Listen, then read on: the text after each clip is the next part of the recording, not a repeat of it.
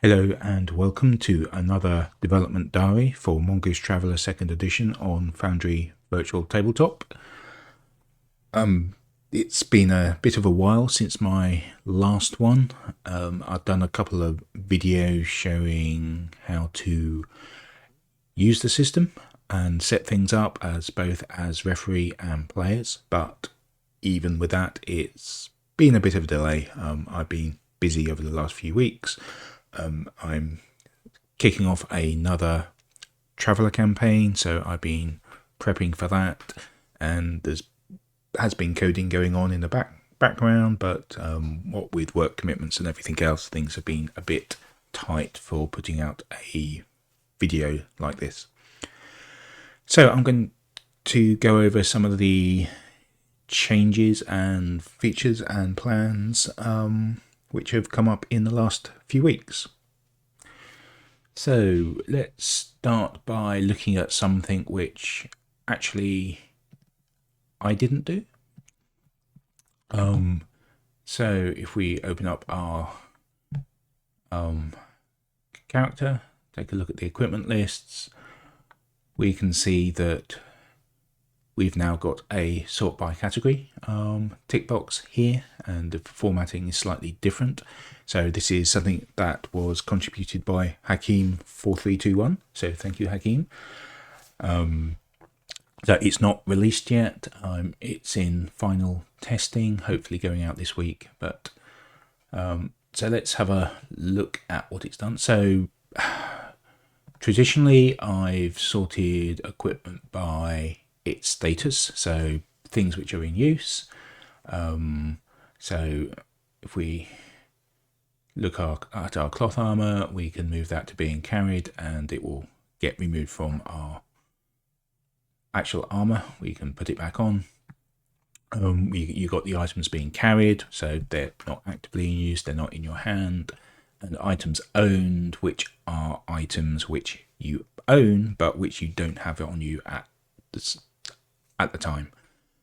So this seemed the most obvious way to me of doing things, and in our campaigns we generally don't have too much in the way of equipment on characters. We tend to sort of, we're not that strict, to be honest. So we don't have huge numbers of items, so we don't need any more complicated sorting than that. And the first Foundry game I ever played, which was Aliens, I think did it this way as well, so it seemed sort of natural way of doing it. So if you sort by category, what it does is it will sort items by their type. So general items are shown here.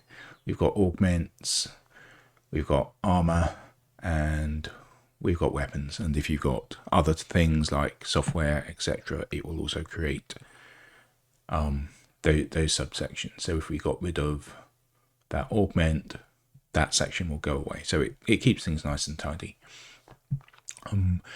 You've now got buttons along here, whereas it sort of showed you as before they were actions, they're now sort of statuses, and you can change their status by clicking on the button. I have updated the CSS styling, so items which are owned but not on you are slightly faded out. I might reduce the intensity of the fading there to make them a bit more readable.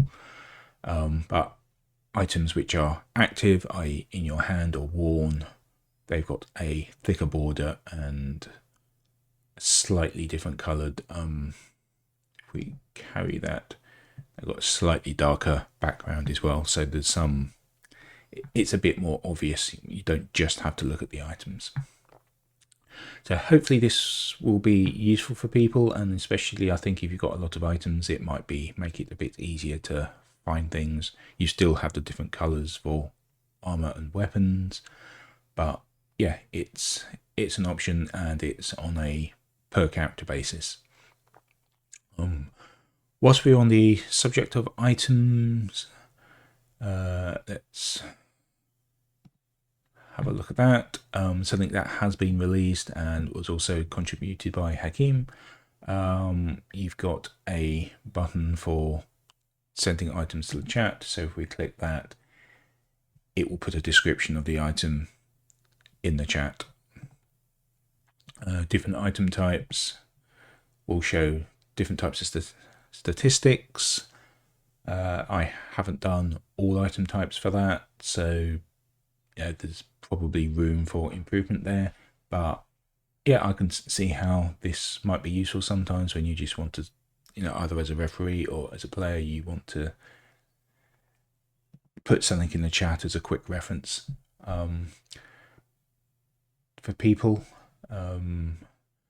another option might be to open the sheet up on people's desktops. So maybe I could add a setting option. So rather than going to chat, this would just display the sheet on everyone's screen. But that would have the downside that if you didn't have permission to see it, you wouldn't be able to see the sheet that way. This way, if the referee has got something which players don't have permission to see, they can still put out a description of it like that. So other things that have been done, there's been a number of fixes to cargo and trade. So there were some bugs. So if we have a look at the compendium packs, open that up. Base tables, base items. We do have a list of trade goods included. So it wasn't possible to have negative values in here. That's now been fixed, and also it wasn't possible to add in, if we can find items, let's move live animals. It wasn't possible to add amber zones, red zones. But I fixed that. There were also a few cargo items where these DMs weren't quite correct, so I fixed that as well. So now the cargo items that are included in the base system should now be correct. On the same subject, so if we go to actors,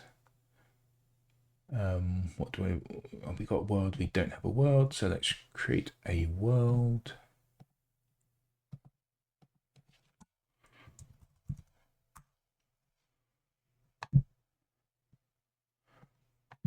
So there's now a setting that allows, let's just do a generate,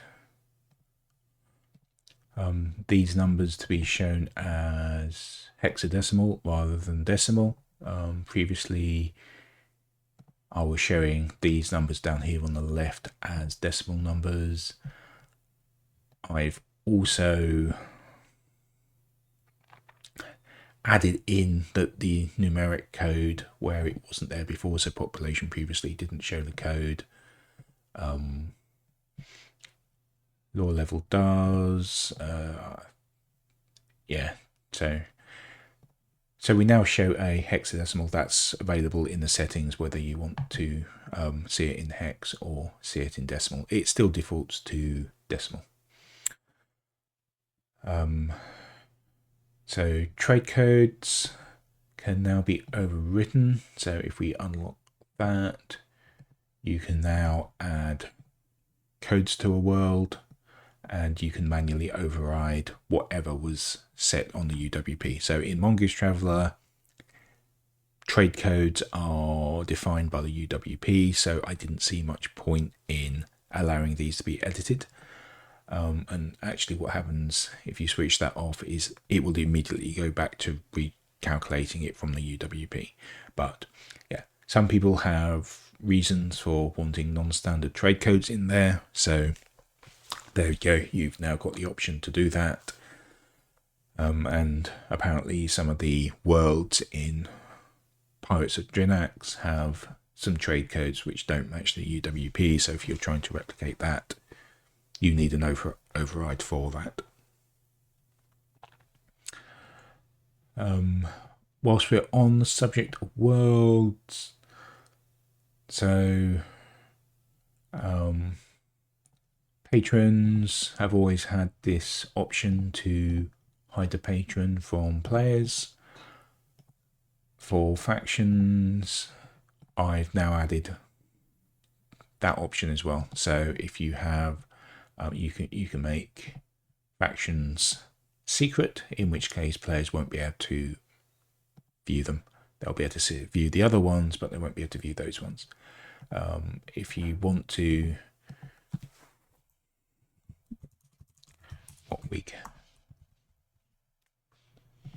you can still block secret. There we go.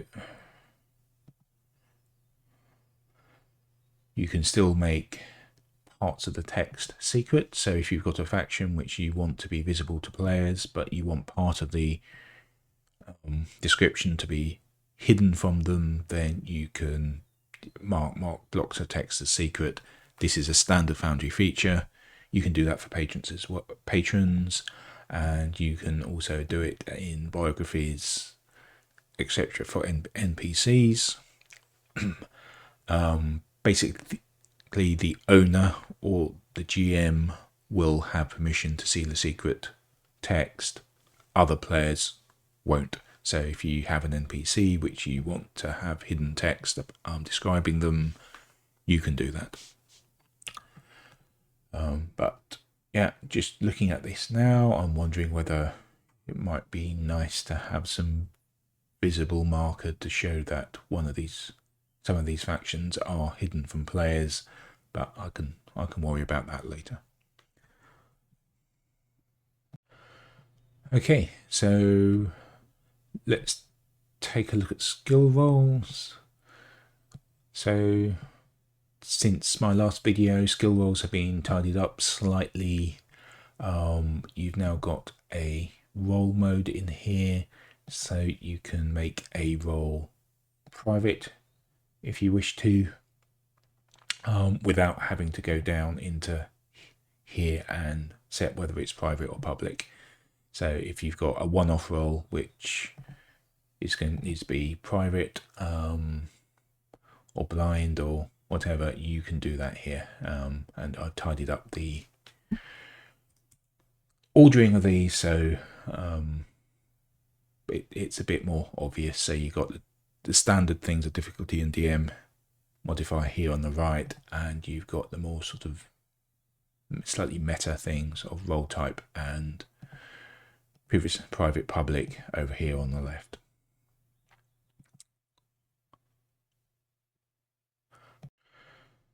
Okay, so keen-eyed observers may notice that I'm actually running Foundry 14 here. Foundry 14 came out last week. I think it went into stable last week.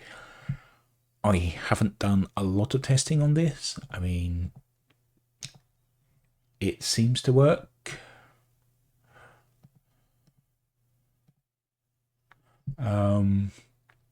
But I haven't fully tested it, so I don't want to mark it as ready for prime time yet.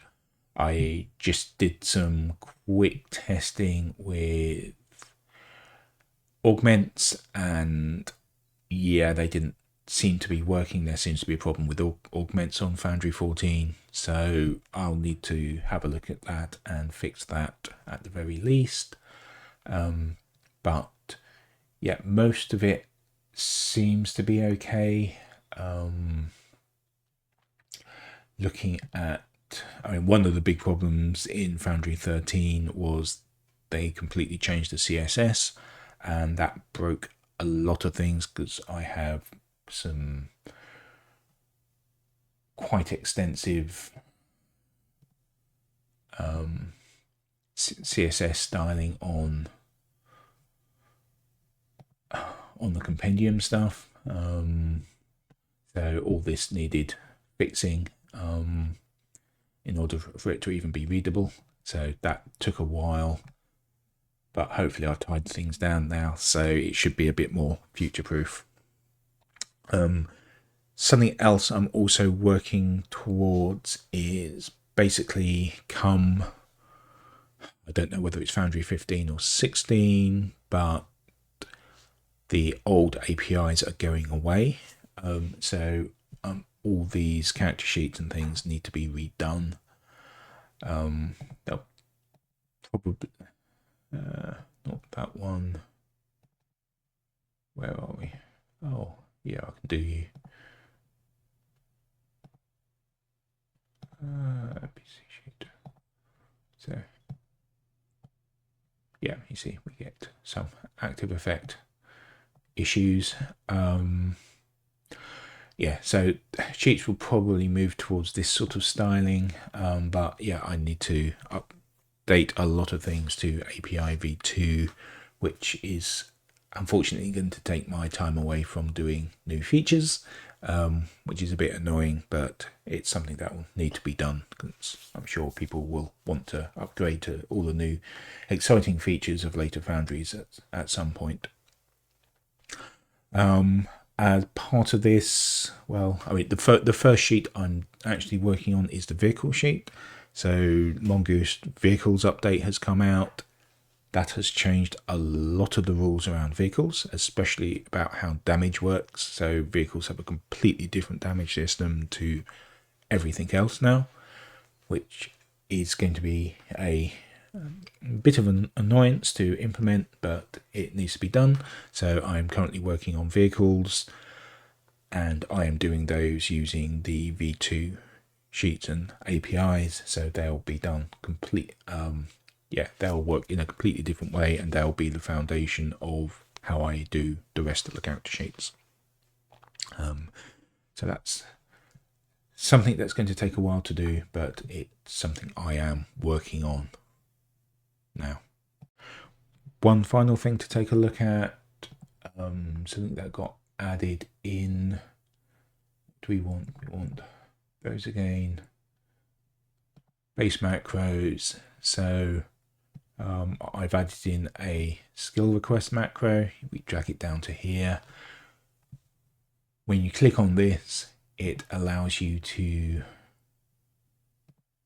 select the skill, select the difficulty, characteristic,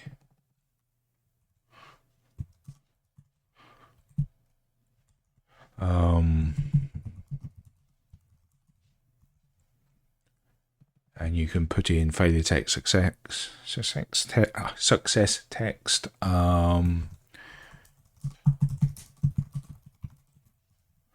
like that. You can roll that and it will put a roll request into the chat. Let's switch that back on. So if we select a character, and then they'll get a roll dialog come up and they can make a roll. If we actually give them a no, it was diplomat, wasn't it? Diplomat, let's give them a skill of 5 so they have a chance of succeeding. Diplomat, roll, success. So it will output success, well, success and failure messages. It'll put in a, as we can see, yeah, you can put in a role text in there, and it's a way for the referee to request players to make skill checks. You can do this with a macro. You can do, if you put it into a journal, you can have a macro. I've sort of shown how to do this before, where it will do a similar thing. It will put a skill request into the chat. This was something that was requested to allow referees to do ad hoc skill requests, basically. And part of the purpose of this is actually to give an example of how to do this sort of thing yourself. So this is just a macro. Well, yeah, it's a macro. It's it sort of shows you can get the list of all the default skills, how to iterate over them, how to put them into an array, how to set up so the different, I can click on the right things, the different drop down, so we've got a list of all the skills there, etc. You can create text input boxes for those various things. You can create content which describes what this HTML looks like.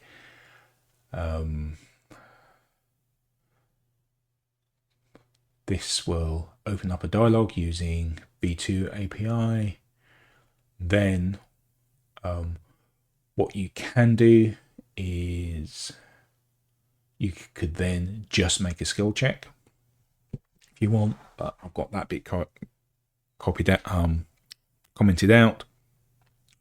And instead what we do, we build up a data block which has got all the field values from here, and then we've got something which will generate the text box, this text box here. So there's already a skill request template which you can use, and you just pass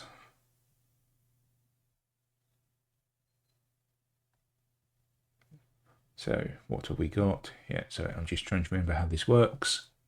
Right, so yeah, we have a list of variables in here. This is, you then call render template on this particular template, pass in this block of variable data. This gives you the HTML for generating this, and then you can pass that to the chat data and say, yep, create a chat message. So this is here in the compendium. It's the skill request macro. You can take a copy of that, edit that if you wish, if you want the behavior to be slightly different, or if you want different values in here, or you could just use it, drag it down onto the macro bar and click it to open up a dialog to allow you to request skill checks from players. So yeah, hopefully that's useful, and hopefully that gives a bit of a guide as to how to do your own macros within the system. Okay, that's about it for now. So thank you for listening. I'll try and do these in a more regular cadence. I might do some, I do want to do some extra sort of how-to videos on building spacecraft and stuff like that, since that's quite complicated, and probably on how to use worlds and various other things. But for now, thank you for listening, and hope you enjoy playing Traveller, especially on Foundry. Thank you very much.